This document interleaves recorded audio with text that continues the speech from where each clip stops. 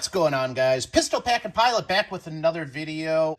I feel like I'm making one of these videos every single day. It's crazy. We have yet another airline pilot who has been incapacitated in the line of duty. Stay tuned.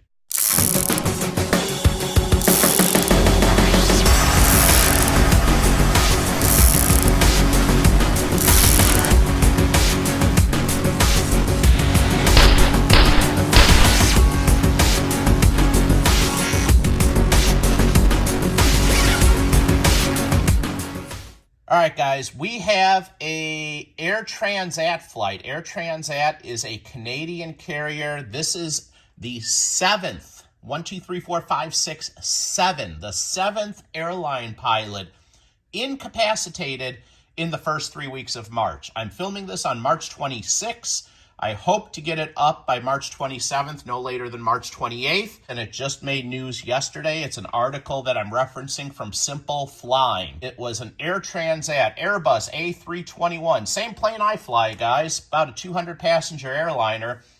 It had departed from Fort de France. I don't know how you say that. Fort de France to Montreal when the aircraft's first officer became incapacitated. It was over United States airspace when this occurred, and it was approximately 200 nautical miles south of Montreal. This Simple Flying article is referencing an article from the Aviation Herald. Again, it took place on March 18th. It was Air Transat Flight 739, and it departed at 13:34, otherwise known as 1:34 p.m., 34 minutes late. It was supposed to depart at 1 o'clock p.m. Approximately 200 nautical miles south of Montreal, the first officer became incapacitated. The Canadian Transportation Safety Board reported that a second officer was available on board. He or she was able to replace the incapacitated first officer.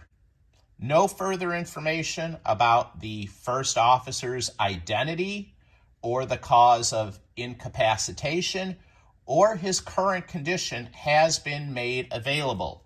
Now, guys, we all know that virtually every single country mandated the Kool-Aid except for the United States.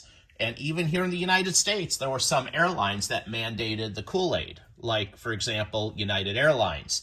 They mandated it. A very, very small group of airline pilots gave United the middle finger.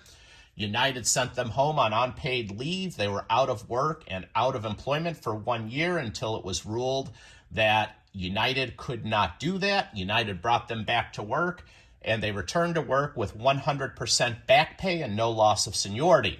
So it pays to stick to your guns. However, Canada mandated the Kool-Aid, and Air Transat is a Canadian carrier.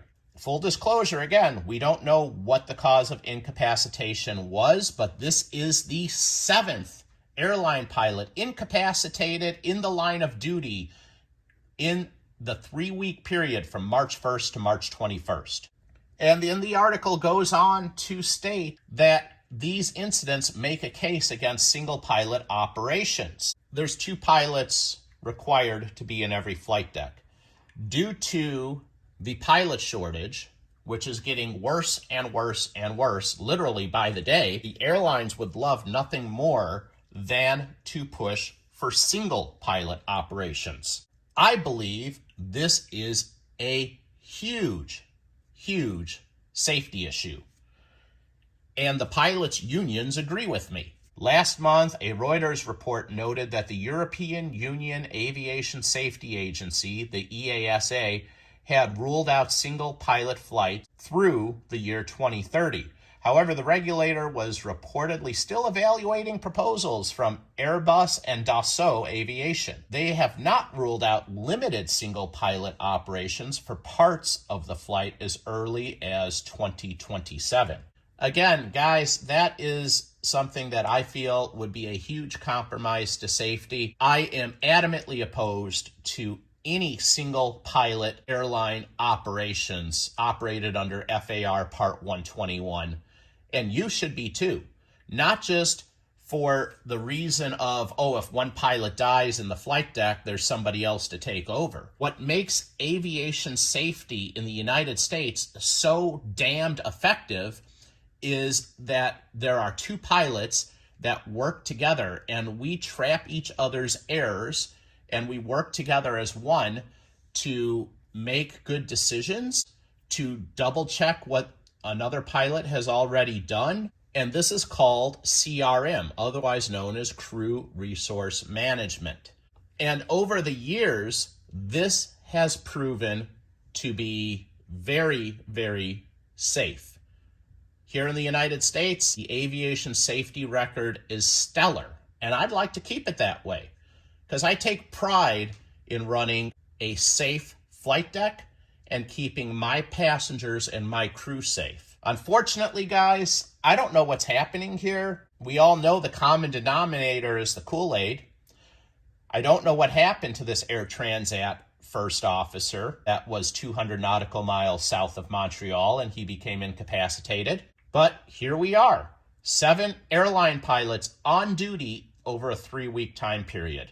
How long till I make my next report, guys? I feel like I'm making a video every single day, and I'm getting tired of it.